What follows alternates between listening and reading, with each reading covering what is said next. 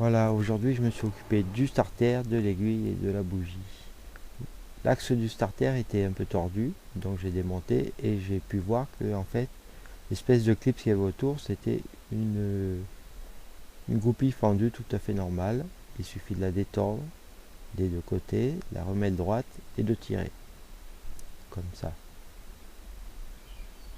Et en fait je croyais que c'était un clip à l'origine, hein, tellement c'était bien rond autour. Sauf qu'elle est longue donc ça l'entoure complètement.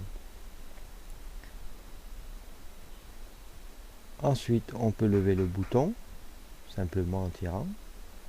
Et on voit où ma tirette est est tordue.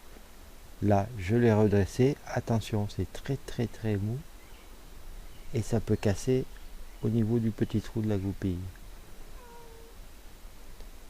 Ensuite, pour démonter le starter lui-même, une clé plate de 12. Voilà ce que ça donne. Le petit clapet qui est tout au bout, c'est lui, il est noir, c'est comme un presse-étoupe de robinet en robinetterie en plomberie. Voilà, là il a pris la forme du trou qui doit boucher là-bas au fond,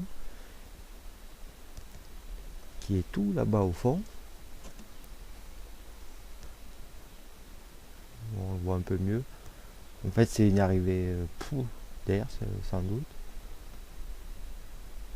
Ensuite je me suis occupé de l'aiguille.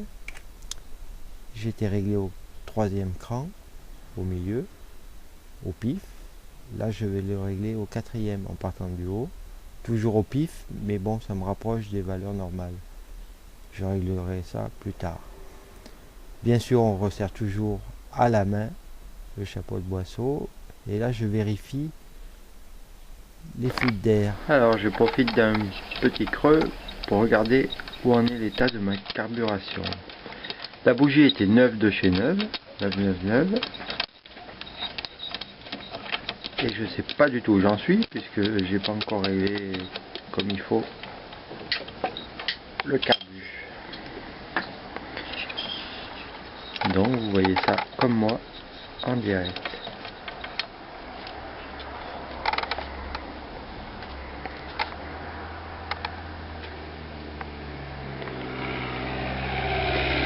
On va aller un peu au soleil.